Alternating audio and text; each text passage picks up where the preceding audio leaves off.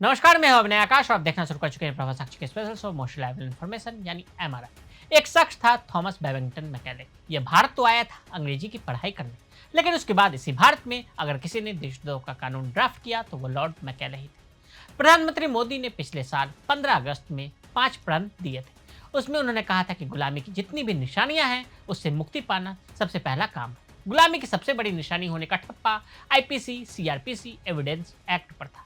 1830, 1856, 1872 उस दौरान इन सब चीज़ों को लाया गया और हम अब तक उसे ढोते रहे।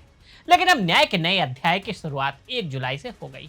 केंद्र सरकार ने 3 ऐसे बिल लोकसभा में पेश किए थे। इन विधेयकों को पेश करते हुए अमित शाह ने कहा था कि देश में गुलामी के सभी निशानियों को समाप्त करने के पीएम मोदी सर के 5 प्रण के अनुरूप इन विधेयकों को लाया गया है। अब नए कानून के लागू होने के बाद देश के गृह मंत्री ने इसके बदलावों को भी समझाया है। नए आपराधिक कानूनों पर क्या बोले गृह मंत्री अमित शाह? आजादी के करीब 77 साल बाद हमारी आपराधिक न्याय प्रणाली पूरी तरह से स्वदेशी हो रही है। यह भारतीय लोकाचार पर कार्य करेगा। 75 साल बाद इन कानूनों पर विचार किया गया और आज जब ये कानून लागू हुए तो अंग्रेज के कानून निरस्त होकर भारतीय संसद में बने कानूनों को व्यवहार में लाया जा रहा है। दंड की जगह अब न्याय होगा। देर के बजाय स्पीडी ट्रायल और त्वरित समय मिलेगा। पहले केवल पुलिस के अधिकारियों की रक्षा की जाती थी, लेकिन अब पीड़ितों और शिकायतकर्ताओं के अधिकारों की भी रक्षा की जाएगी। मैं विश्वास के साथ कहता हूँ ये तीनों कानून के लागू होने के बाद सबसे आधुनिक न्याय प्रणाली का सृजन करेगी। कि लगभग आजादी के 77 साल बाद आपराधिक न्याय प्रणाली, हमारी क्रिमिनल जस्टिस सिस्टम पूर्णतया स्वदेशी हो रही है और भारतीय इथोस के आधार पर ये चलेगी। 75 साल के बाद इस कानूनों पर विचार हुआ और ये कानून जब आज से हर थाने में अपना काम करना चालू करेंगे तब अंग्रेजों के बनाए हुए कानून निरस्त होकर भारत की संसद ने बनाए हुए कानून आएंगे। दंड की जगह न्याय लेगा, देरी की जगह स्पीडी ट्रायल और स्पीडी जस्टिस मिलेगा। और पहले सिर्फ पुलिस के अधिकारों की रक्षा की गई थी, अब पीड़ितों के अधिकारों की रक्षा और जो कंप्लेनेंट है इसके भी अधिकारों की रक्षा करने का काम होगा। न्यायतंत्र का इतिहास। जब से सभ्यता का उदय हुआ कानून का भी वजूद है, क्योंकि बड़ी संख्या में आपस में रह पाए उनके लिए व्यवस्था और अनुशासन तो स्थापित करना ही पड़ता है। इसलिए कानून ठीक ठाक कब वजूद में आया होगा इसके लिए सही तारीख बता पाना कठिन। लेकिन आधुनिक कानून को हम जिस अर्थ में समझते हैं और लिखित डॉक्यूमेंट में होंगे, पुलिस होगी, अदालतें होंगी, उसका जन्म 1215 में अस्तित्व में आया जब मैग्ना कार्टा अस्तित्व में आया। मैग्ना कार्टा के सिद्धांत बहुत ही विस्तृत व्यवस्था की बात तो नहीं करते, लेकिन इतना जरूर बताते हैं कि राजा या उसकी सरकार कानून से ऊपर नहीं हो सकते। इसका सीधा सा मतलब है कानून का अपना अस्तित्व है, जिसका स्रोत न राजा है न ही सरकार। ये तो हो गई यूरोपियन परंपरा की बात, लेकिन भारतीय परंपरा में मनु का जिक्र मिलता है। मनु कानून की आवश्यकता के पीछे एक तर्क दिया जाता है। कहा जाता है कि समाज में न्याय की स्थापना के लिए कानून होना चाहिए। मनु की आलोचना भी कई वर्गों की ओर से होती रहती है। भारत में जितनी विविधता है वो हमारी प्राचीन और मध्यकालीन न्याय परंपरा में भी नजर आती है। अनेक राज्य थे जिन्हें बदलते काल के साथ अलग अलग शासन व्यवस्थाएं मिली। कभी कोई रिपब्लिक हुआ, कहीं कोई सामंती व्यवस्था रही, फिर उसी हिसाब से कानून भी बदलता गया। अंग्रेजों ने न्याय व्यवस्था में कई सारे बदलाव किए।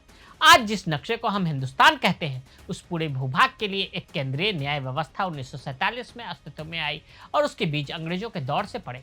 अंग्रेजों ने न्याय व्यवस्था में कई सारे बदलाव किए। 1770 के दशक में गवर्नर जनरल वॉरेन हेस्टिंग ने केस और सिविल और क्रिमिनल में बांट दिया। सिविल मामलों के लिए दीवानी कोर्ट और क्रिमिनल मामलों के लिए फौजदारी कोर्ट बनी।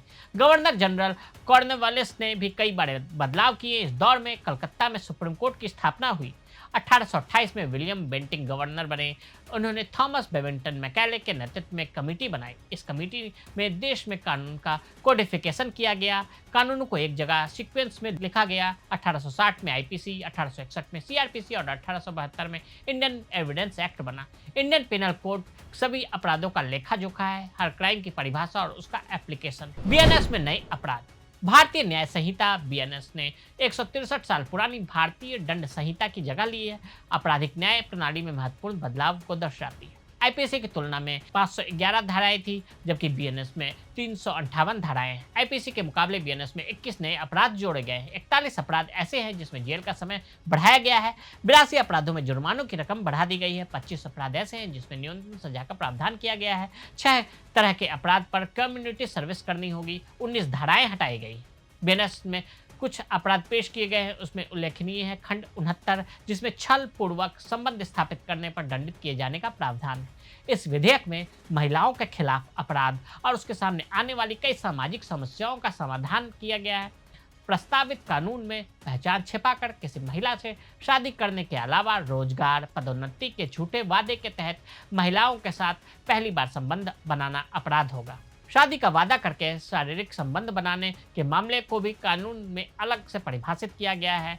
नए कानून के तहत कहा गया है कि अगर कोई शादी का वादा कर संबंध बनाता है और वो वादा पूरा करने की मंशा नहीं रखता है, तो ऐसे मामले में रेप की परिभाषा से अलग रखा गया है। ऐसे में दोषी पाए जाने पर अधिकतम 10 साल कैद की सजा हो सकती है। बीएनएस खंड 103 के तहत पहली बार नस्ल, जाति या समुदाय के आधार पर हत्या को एक अलग अपराध के रूप में मान्यता दी गई है। सुप्रीम कोर्ट ने 2018 में केंद्र को लिंचिंग के लिए एक अलग कानून पर विचार करने का निर्देश दिया था। नया प्रावधान अब ऐसे अपराधों को सुनिश्चित कर सकता है जो हाल के वर्षों में बढ़ रहे हैं, उन्हें कानूनी मान्यता मिल जाएगी। बीएनएस सामुदायिक सेवा को सजा के रूप में भी पेश करता है, हालांकि इस सजा की सटीक प्रकृति स्पष्ट नहीं की गई। भारतीय नागरिक सुरक्षा संहिता। भारतीय नागरिक सुरक्षा संहिता ने आपराधिक प्रक्रिया संहिता यानी सीआरपीसी की जगह ली है। सीआरपीसी में 484 की तुलना में बीएनएसएस में 531 धाराएं हैं। गृह मंत्री अमित शाह ने पहले कहा था कि बीएनएसएस परीक्षणों को पूरा करने के लिए सख्त समय सीमा लाकर पीड़ित केंद्रित दृष्टिकोण अपनाता है, इसलिए आपराधिक मामलों का फैसला सुनवाई पूरी होने के 45 दिनों के भीतर आना चाहिए और पहली सुनवाई के 60 दिनों के भीतर आरोप तय किए जाने चाहिए। साथ ही दुष्कर्म पीड़िताओं की जांच करने वाले चिकित्सक विशेषज्ञों को 7 दिनों के भीतर अपनी रिपोर्ट जांच अधिकारी को सौंपनी होगी। भारतीय साक्ष्य अधिनियम यानी बीएसए साक्ष्य को संसाधित करने के तरीके में बदलाव लाता है। बीएसए इलेक्ट्रॉनिक और डिजिटल रिकॉर्ड की अनुमति देता है। इसमें इलेक्ट्रॉनिक रिकॉर्ड की एक विस्तृत श्रृंखला भी शामिल है, जिसमें email, server log, computer, laptop या स्मार्टफोन पर संग्रहित फाइलें, वेबसाइट सामग्री, स्थान डेटा और टेक्स्ट संदेश शामिल है।